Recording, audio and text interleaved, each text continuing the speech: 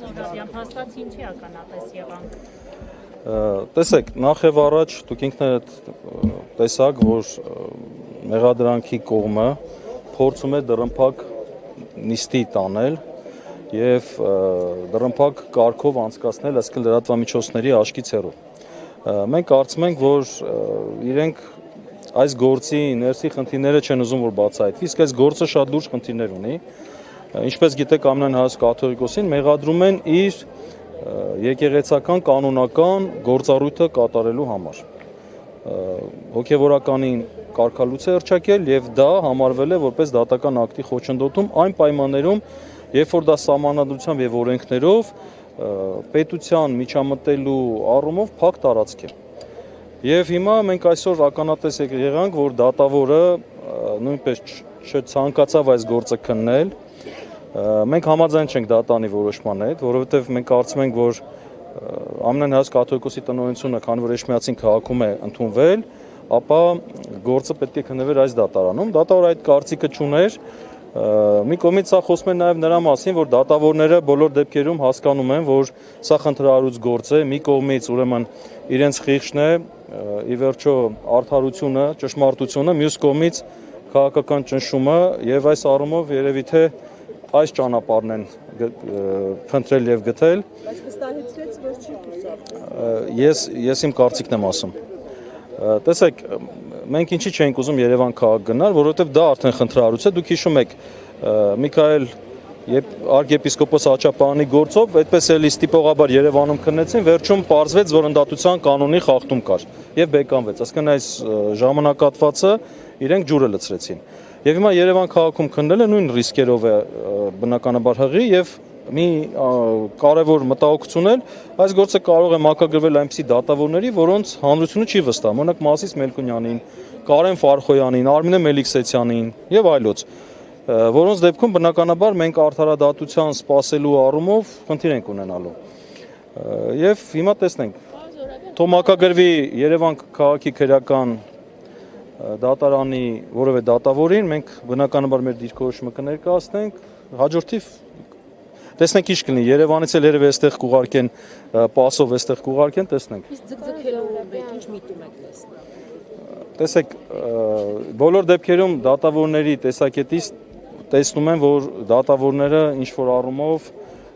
խնդիր են տեսնում իրենց այս գործը քննելու հարցում։ Սա մի կողմից դրական է, մյուս կողմից բացական, որ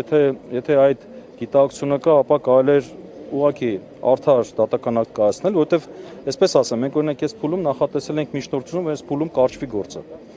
Մեր հաջորդ քայլը դա է լինելու, որովհետև այս գործը նույնիսկ ապացույցների հետազոտման ճանապարհ չպետք է անցնի, այս գործը հենց այս փուլում պետք է կարճվի։ Ինչու պարոն Զոհրաբյան։ Ինչպես եք հիմնավորում։ Եկեք հիմա ես իմ փաստարկները չներկայացնեմ, հա, բայց վստահ եմ հաջորդիվ երբ որ այդ առիթ ունեցանք ինչ որ մի փուլում երևի թե ինչ որ մի դատավոր կկանգնի եւ կսկսի քննել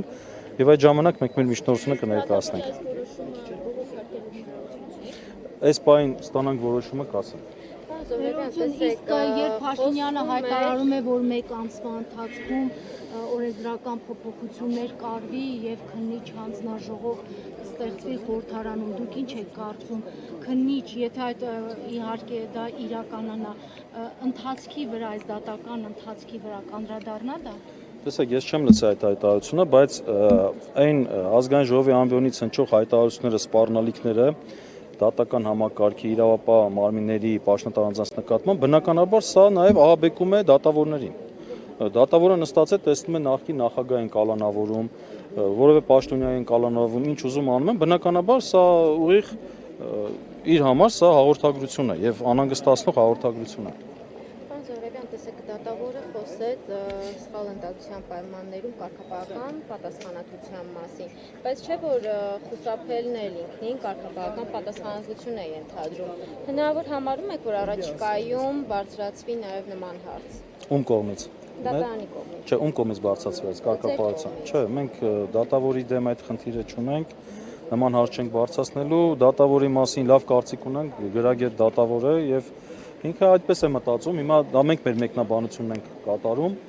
դատավորի իր մեկնաբանությունը բնականաբար ունի, այդպեսի հարց չենք ցանկանում բարձրացնել։ Իսկ հասցեների ճշտումը հանրության որպեսզի ավելի պարզ դառնա։ Չէ, այստեղ իրավական ուղղակի, այսպես ասեմ, նյուանսներ կա։ Նախաքննության մարմնի թերություններ դա բնականաբար, նախաքննության մարմնը եթե որևէ մեկին մեղադրում է հանցանք կատարելու մեջ, նա պարտավոր է դա բացահայտել եւ արձանագրել պատշաճ դատավարական փաստաթղթերում, որտեղ է, երբ է կատարվել այդ հանցանքը եւ որտեղ, վայրը։ Բնականաբար իրենք ամենայն հայոց կաթողիկոսին մեղադրում են, ասում են, այ այսպիսի տնօրինություն է ընդունվել, բայց չեն նշել, թե տնօրինությունը որտեղ է ընդունվել։ Պարզ է, որ Էջմիածին քաղաքում, բայց բնականաբար մենք այդ հանգամանքը որպես մեղադրանքի արատ էինք ուզում ներկայացնել եւ մատուցել դատավորի մեր փաստարկների համատեքստում, ոչ թե բացարկի հիմքով, օրինակ կամ ընդդատության հիմքով ուղարկվեր գործը, օրինակ դատավոր Մասիս Մելքոնյանին, որտեղ մենք արդարադատություն չենք կարող ակնկալել։ Հաջորդ Մասիս Մելքոնյանին է մակագրվելու, բան Զոհրաբյան, ինչ։ Միգուցե շատ ասում են, որ հենց իրեն չմակագրվի։ Հաջորդ դատական նիստը երբ է լինելու։ Չէ, դեռ պետք է գործը գնա հասնի Երևան, այս խցանումները հաշվի առնելով կարող երկար գնա եւ մակագրեվի կոնկրետ դատավորին, դատավորը արդեն միգուցե դատավորը ինքն է խնդիր տեսնի եւ դիմի Վճռաբեկ դատարանին այս հարցը լուծելու համար։